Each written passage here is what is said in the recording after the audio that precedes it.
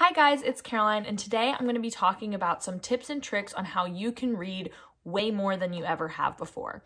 Now, last year I read 188 books. The year before I read 144. The year before that I read 86. So I, in the past few years, have drastically increased my number of books read. Now, part of that is because 2020 was the year of quarantine, so I had a lot more time.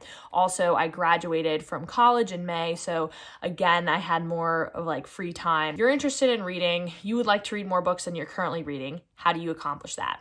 So, I have about 6 tips that I think are really helpful. The first one is the one that I swear by the most, and that is using audiobooks. Now, there's a bunch of different ways you can get access to audiobooks.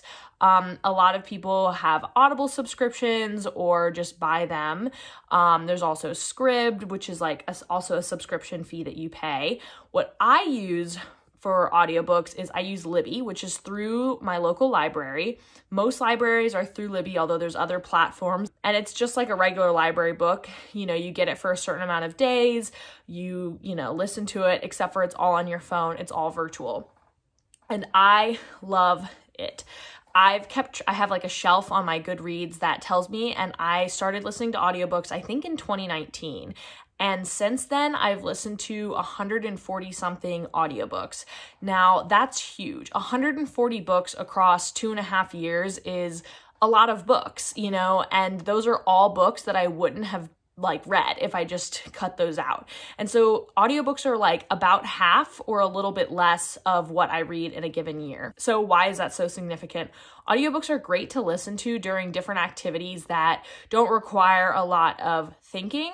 For instance, I listen to audiobooks on my commute, which, my job currently is a 30-minute commute each way. So I get about an hour of listening into an audiobook each day, each work day, just from that. I listen to it, driving around other places, or in the shower is a great place. I listen to it as I'm getting ready in the morning and brushing my teeth and putting on my makeup.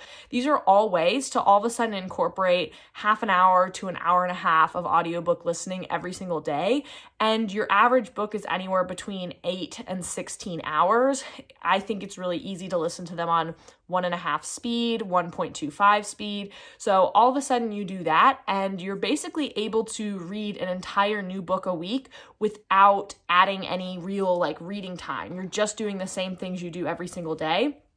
And yet here you are reading a whole book a week. I also think it's really great because it allows me to listen to new books that, I don't know if I want to buy, or it allows me to listen to new releases much faster than I probably would get around to them if I bought them and put them on my TBR. It lets me try out new books that I'm maybe a little bit nervous to spend a bunch of money on. It also is great for nonfiction because I really get bogged down when I try to physically read that. I really swear by audiobooks. Next up, I would say, is keep track of your reading. Now, this looks different for everyone. I am an organization and data freak, so I have a pretty extensive Excel file that I use. On top of, I bullet journal, and I keep a different kind of journal, and I also use Goodreads. I'm not saying you have to do all that, but I think using a Goodreads or a StoryGraph just to begin with is really helpful. There are all sorts of Excel files you can create or get from other people. And I just think it's really interesting to sort of have a place where you can look and see certain things. Now, those things are, what genres are you reading?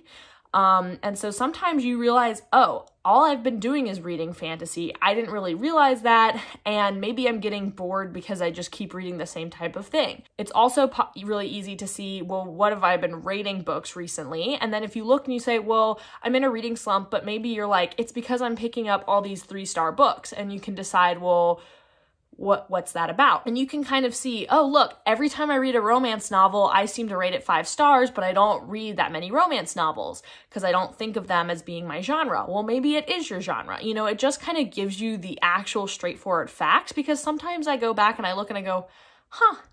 So it's really interesting to be able to look back and sort of think critically about what you're reading, what you're liking, and what you're not liking. And it also helps see, are you reading diversely, all of that. And it's really a lot easier to tell when you kind of have a spread or a singular place that you can go back and find all this stuff.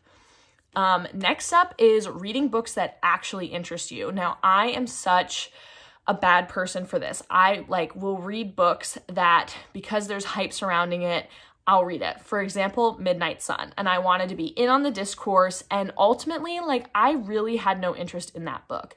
And it was like a 26-hour long audiobook of a series that I didn't like when I was a preteen and read it. And then now here I am at 22 listening to a 26-hour long rehash of a first book just from a different perspective.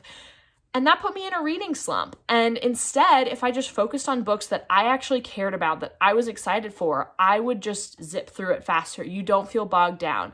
And so sometimes that means, not letting the hype get to you. Sometimes that just means actually going out of your way and finding the books that do excite you, because you're just picking up what you see around you or what the library has available maybe. And if you did a little research, you might find this whole other, here's some books that you're really excited about.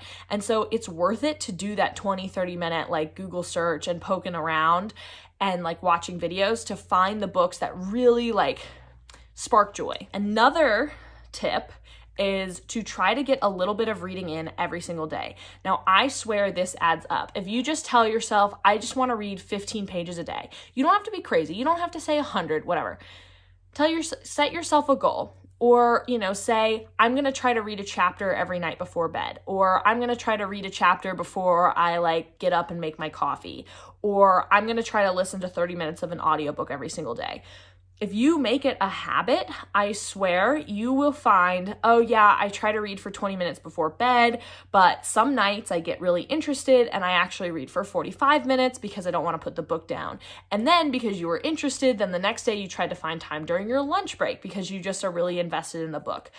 Reading goes faster if you keep it up every single day, because I feel like the longer you stay away from the story, the less connected you are to it. And sometimes you get away from the story because your life is just super duper busy and we can't help that. But if you carve a time into your daily routine to get even 10 pages in, I promise that's going to keep you more invested and more likely to pick it up and read 5 pages here and there when you have a break between meetings. When you're waiting in the doctor's office, you're going to pick that up instead of a crappy magazine you don't really care about. Once it becomes a habit like that and you're inserting it throughout your day, you're going to become more engaged in the story and you're just going to get through it faster and you're going to be more interested, more connected, and just have a better relationship with the book. So another tip is buddy reads and book clubs. Now there's some pros and cons. A con being, sometimes a book club, people pick books that you're not as excited about. And then it's kind of a slog because now you're reading a book that you didn't really want to read.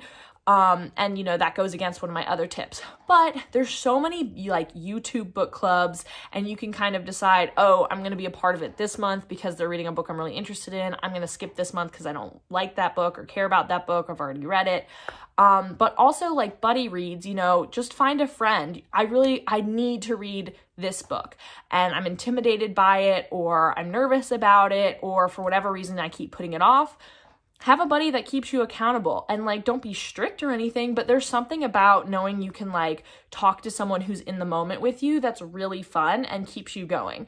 And I find book clubs keep me on pace and just add books into what I would already have been reading. And finally, my last trick is to set reasonable goals. Now, we all, or most of us, have end of year reading goals. I want to read 100 books. I want to read 50 books, whatever that number looks like for you. And my advice would be to pick a number for those kinds of things that actually makes sense. So if you read 20 books last year, it maybe doesn't make sense to say, I want to read 50 books this year, unless you think something's radically changing. And I don't think you should put a lot of pressure on yourself. And I also think that small, reasonable goals are key. So that might look something like, instead of saying, I want to do 50 books this year instead of 20, it might be, I want to read 3 books this month. And just push yourself and see, can I read 3 books this month? If you really want to read that 700-page book, slow burn, don't tell yourself no just because you're trying to hit some quota.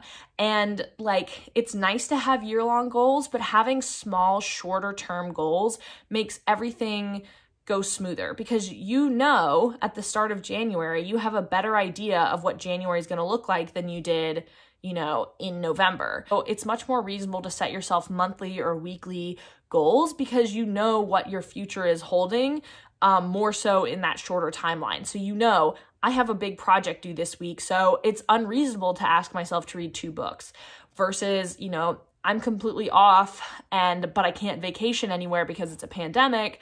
I'm going to try to read 4 books. You have a better sense. And so don't push yourself for no reason, but set yourself small, reasonable, attainable goals that are going to further your reading in a positive way and not in just like a data crunching way. Okay, that was a bit rambly, but those are 6 tips that I really love to use to help me crush my reading goals and read over 100 or, hopefully this year, 200 books in a year. Bye.